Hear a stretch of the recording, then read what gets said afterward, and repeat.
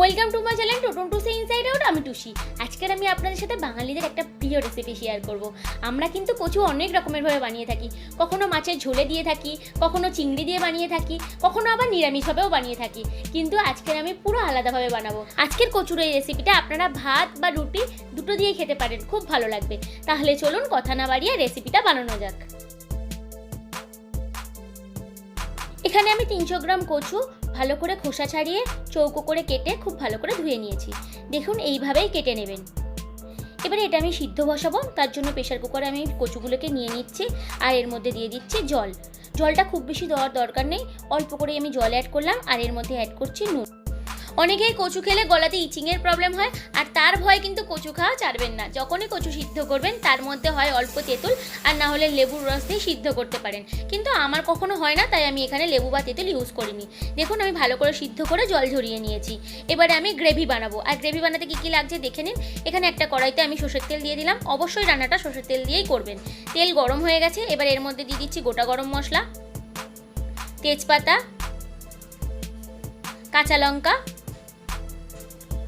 একটু নেড়ে নিচ্ছি আর এর মধ্যে দিয়ে দিলাম রসুনের পেস্ট। আমি 2 টেবিল স্পুন রসুনের পেস্ট দিয়েছি। এবারে ভালো করে রসুনটা ভেজে নিচ্ছি। রসুনটা খুব ভালো করে ভেজে নিতে হবে, আর আমি এখানে রসুনটা খুব ভালো করে ভেজে এবারে অ্যাড করে নিচ্ছি গ্রেট করে রাখা পেঁয়াজ। এবারে পেঁয়াজটাকে খুব ভালো করে ভাজবো, কারণ রসুনটা খুব ভালো করে না ভাজলে যখনই পেঁয়াজটা কড়াইতে দেওয়া হবে তখন জল ছাড়বে আর রান্না শেষে কিন্তু কাঁচা রসুনের গন্ধ বেরোতে পারে। তাই ভালো করে রসুনটা ভেজে নিয়ে পেঁয়াজটাকে দেবেন। এবারে পেঁয়াজটা আমি খুব ভালো করে ভেজে নিয়েছি। দেখুন পেঁয়াজ থেকে তেল ছেড়ে দিয়েছে। এবার এর মধ্যে আমি অ্যাড করছি টমেটো কুচি, স্বাদ মতো নুন, হাফ টেবিল স্পুন হলুদ গুঁড়ো, 1/3 টেবিল স্পুন লঙ্কার গুঁড়ো আর হাফ টেবিল স্পুন আদার পেস্ট। এবারে এটা আমি ভালো করে কষিয়ে নিচ্ছি। আপনারা লঙ্কার গুঁড়োটা আপনাদের স্বাদ অনুযায়ী ব্যবহার করবেন। আমি এখানে খুব বেশি লঙ্কার গুঁড়ো অ্যাড করিনি, কারণ আমি এখানে 3টে কাঁচা লঙ্কা অ্যাড করেছি।